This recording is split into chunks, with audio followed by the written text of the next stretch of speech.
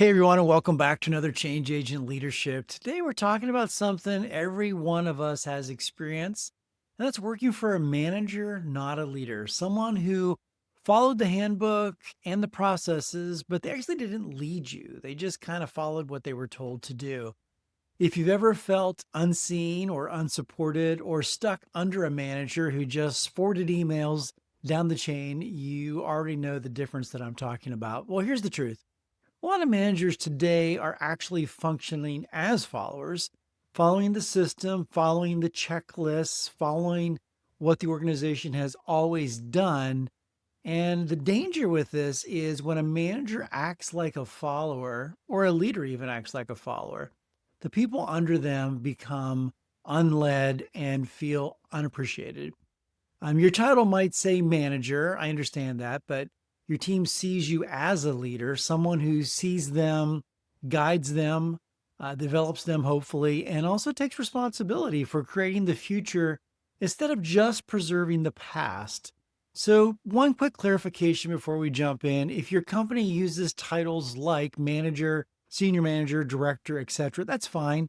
This isn't about your title. This is about how you show up as a leader, no matter what your title is. And so just keep that in mind as we jump in. And yes, leaders still have management responsibilities. We don't want to reinvent the wheel every day, but it is easy to slide into a manager as follower mindset and forget to actually lead. Your team doesn't need more administrators. There are plenty of those out there.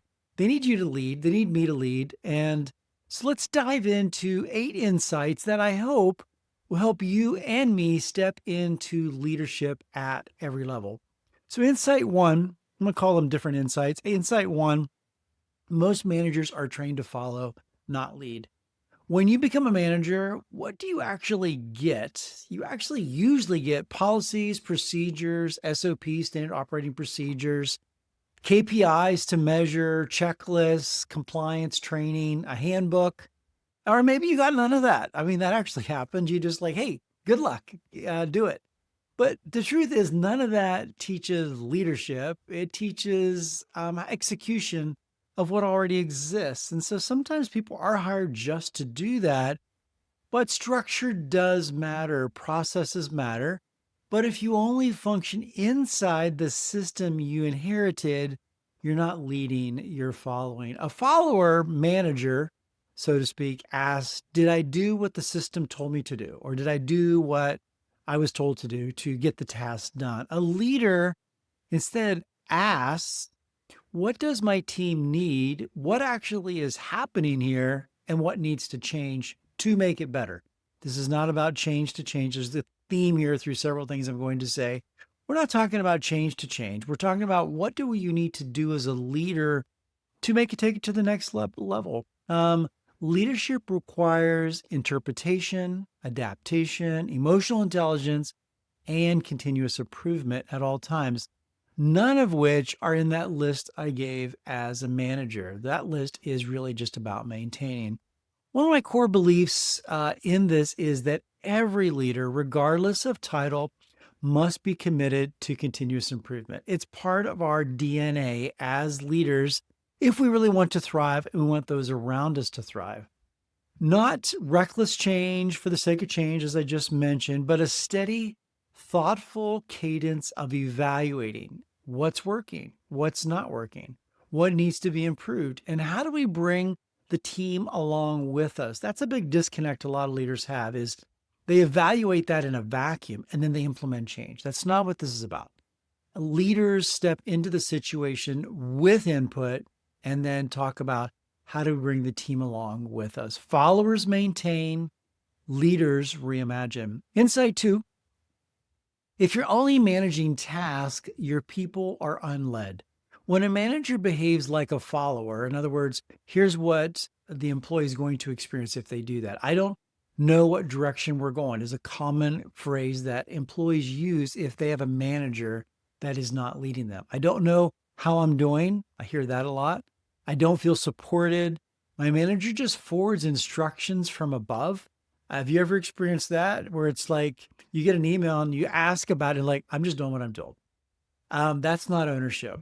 Or the last one, I'm figuring everything out alone. That's what employees feel if they're being unled by their managers. So this is where emotional intelligence stops becoming optional. A follower manager sees tasks, a leader sees people. When people are unseen, they disengage. I mean, I disengage. If I'm unseen, if I'm just part of a cog in a bigger machine, I disengage. I withhold ideas. So I'll talk about me. This happens to me. I'm going to just withhold ideas. I'm going to stop growing. I'm going to stop caring as much. And eventually people leave. I mean, that's true. So think of your people. If you withhold ideas from them or you don't treat them with good emotional intelligence and treat them as people, are they going to withhold ideas? Are they currently withholding ideas? Did they stop growing?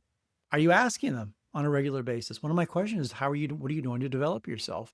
I do that with all my directors. They stop caring. Now, granted, I still care if this happens to me because it's just my personality. But I'm going to start caring more about other things. So it might be other departments or how I engage in other ways. And it's not necessarily a bad thing, but it can hurt your goals for your department. And eventually they will leave. Good employees leave. As leaders, our job is to connect tasks to purpose.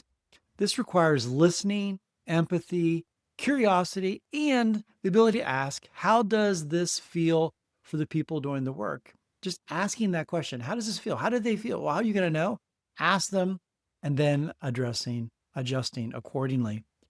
So, insight 3, managers preserve, leaders reimagine.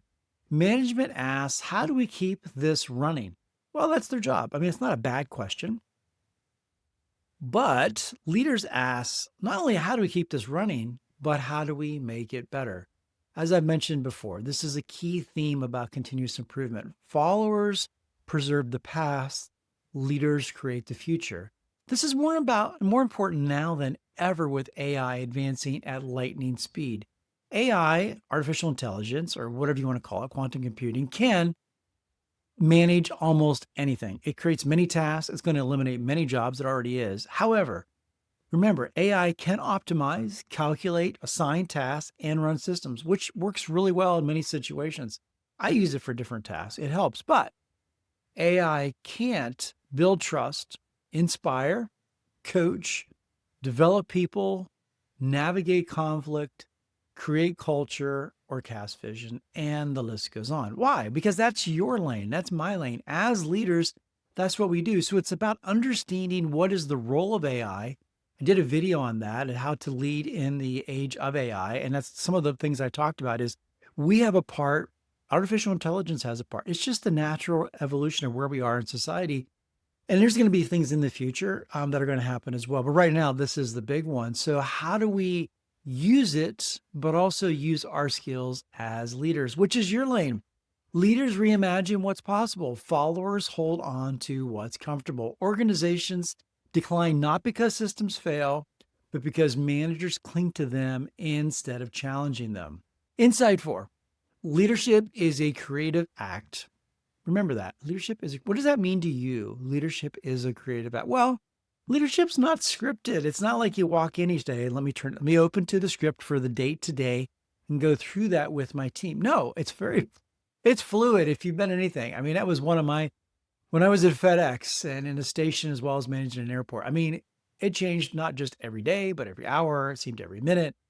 You can't find the standard operating procedures in a binder many times. Why? Well, leaders need to be creative. They need to create clarity, direction, alignment, momentum, energy, safety. I think that's really important. Managers need to create that. Leaders do as well. Also, accountability and culture.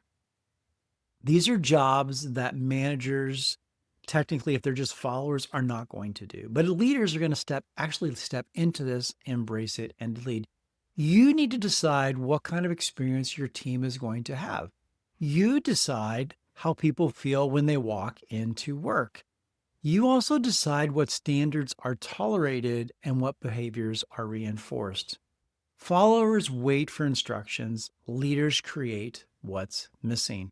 Or they even do better than create what's missing. They bring people in and they evaluate what needs to change to have engagement, to have involvement, to have a creative, active part in what's going to happen. 5, followers rely on process or processes. Leaders rely on emotional intelligence. Emotional intelligence is not just a soft skill. Many people say it's a soft skill you can learn. It's true, but it's also the foundation of leadership. At least I believe it is.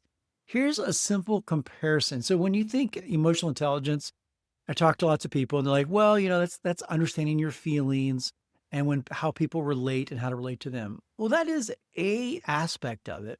But what's more important is in a situation when things happen, it's not just how you feel, it's how your emotions cause you to react or not react in a way that will lead to a positive outcome. But think about how you view emotional intelligence from a manager, leader, a follower, manager perspective and a leader perspective.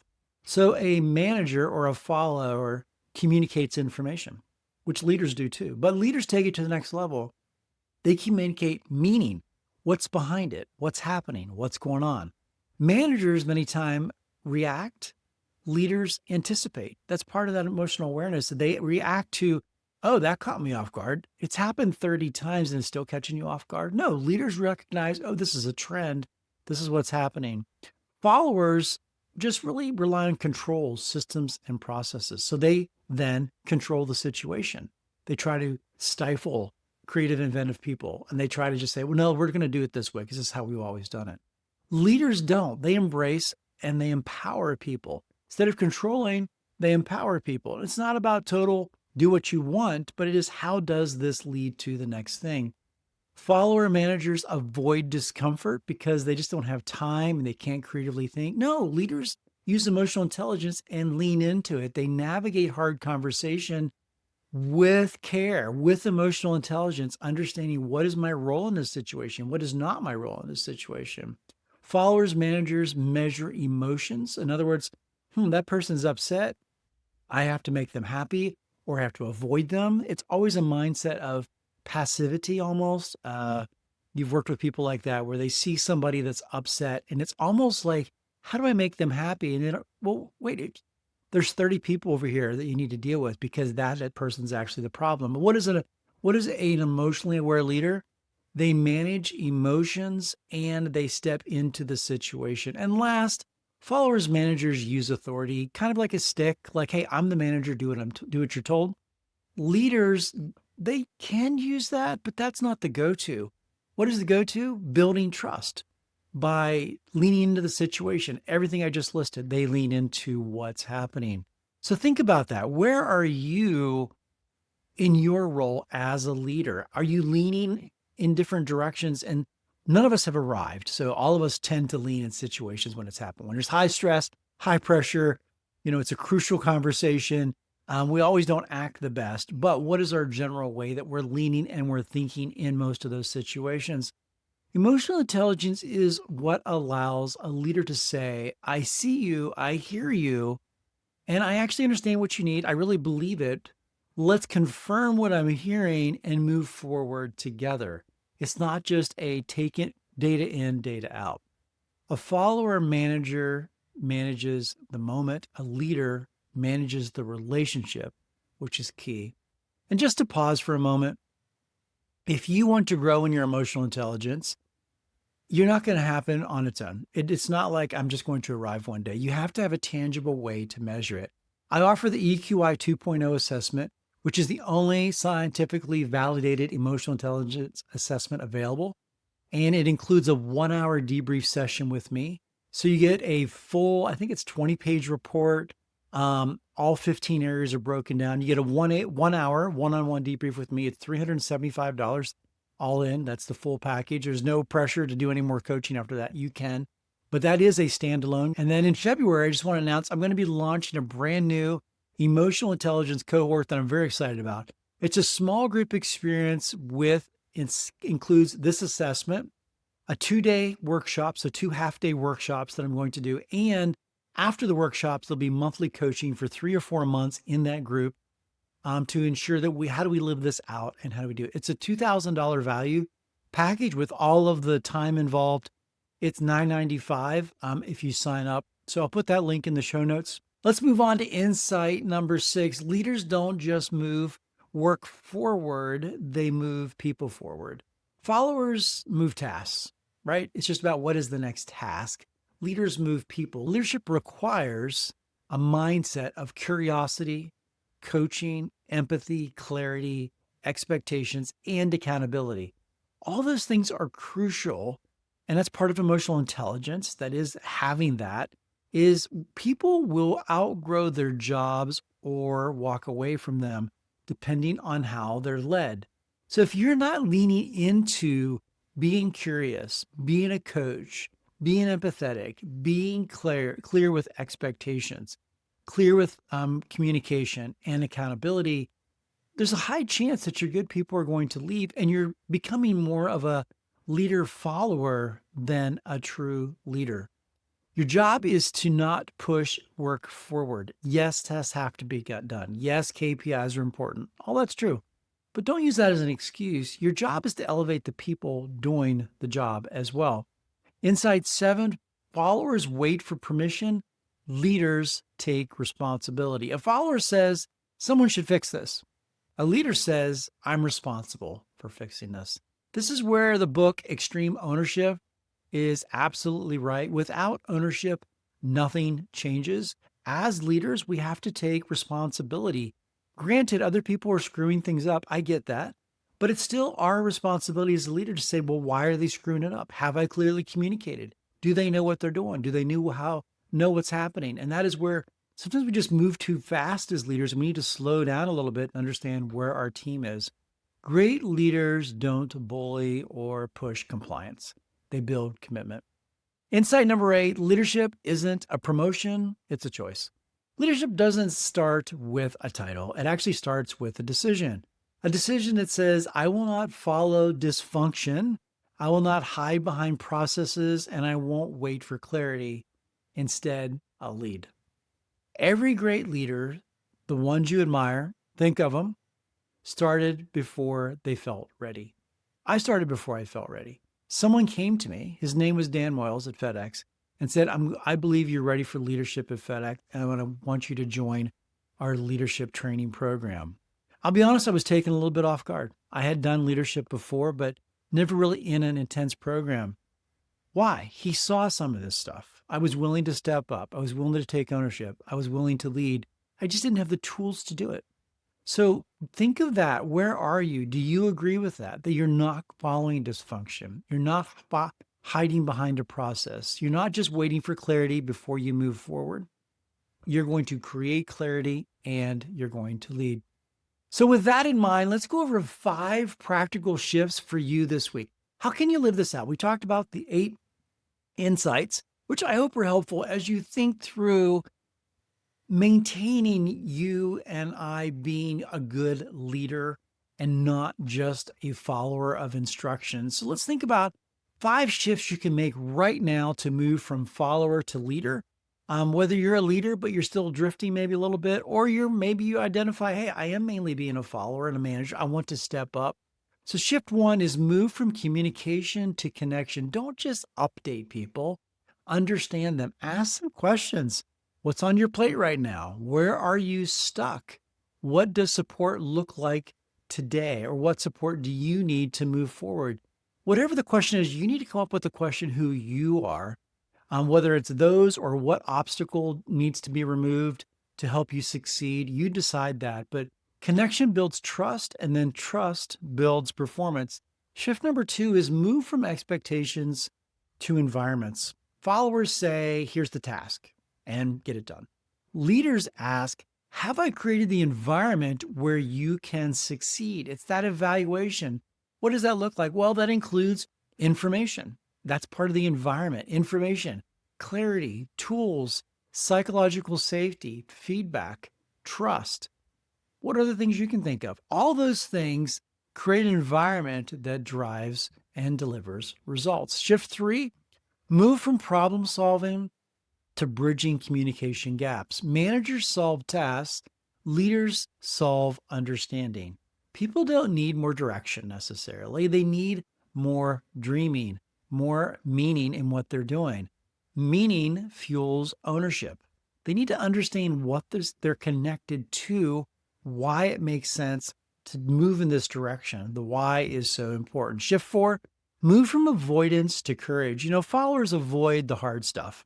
Um, it's just true. Leaders step into it, not because we want to.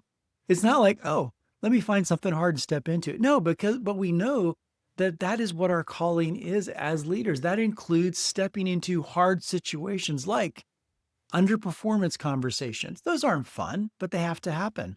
If you don't have those, your high performers are going to leave. Misalignment conversations. Is somebody in the wrong role? Well, understanding why. What does that look like? Possibly taking the working genius and understanding where people fit. Conflict conversations. Not avoiding the conflict, but not actually going after the conflict. What is that middle ground? Understanding what is the conflict, having the conversation with the person to understand where are you? What is causing this conflict? And then also the something feels off conversations. That's a lot that I have this a lot of times with people is it can be to any of those underperformance conversation, misalignment, or the conflict, which is, hey, something feels off here. Like we're not connecting, or you're not connecting to the role, or you're disengaged. What's going on? Again, that can be a process because sometimes people be like, hey, I'm fine. But again, if you push into it as a leader, a manager's going to say, okay, sounds good, thanks. And they're going to say to their boss, I've had the conversation, they're fine. That's not what this is about. Leadership is about, well, I understand that, but your actions are saying something is not fine. Let's lean into that. If you need tools to help with this, sign up for my leadership toolkits. They're free. Link is in the show notes. I have many different toolkits in there. They're not perfect, but they give you a guide as to how to have many of these conversations and move forward. And then the last one, shift 5, move from guarding systems to improving them. Followers protect what exists almost at all costs because they don't want to change. Leaders build what's next. If something is unclear, slow, or ineffective to people, improve it. Look at it, address it, and see what's happening. That's leadership. So try this challenge this week.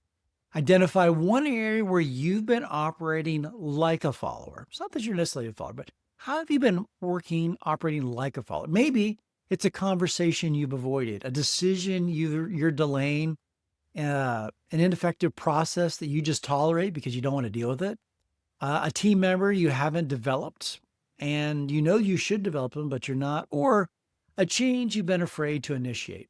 Then ask, what would a leader do here? Write down what you'll do, when you'll do it, and how you'll do it. And then do it, even if it feels uncomfortable. You won't get it perfect. That's not the point. Leadership grows through action, not perfection. Remember, leadership isn't about controlling the work. It's about empowering the people doing the work. Your team doesn't need another follower. They need a leader who sees them, supports them, develops them, and brings out their best. If this video added value, hit like and subscribe. Drop a comment. I'd love to hear from you. How are you leading well during change? How are you adjusting maybe from being a manager follower to a leader? Is there anything I can do to help? Leave a comment. I will definitely respond. I respond to every comment. All of this helps me grow this channel for you. Until next time, I'm Jonathan Hankin, your leadership coach. Keep questioning, keep growing, and keep leading change.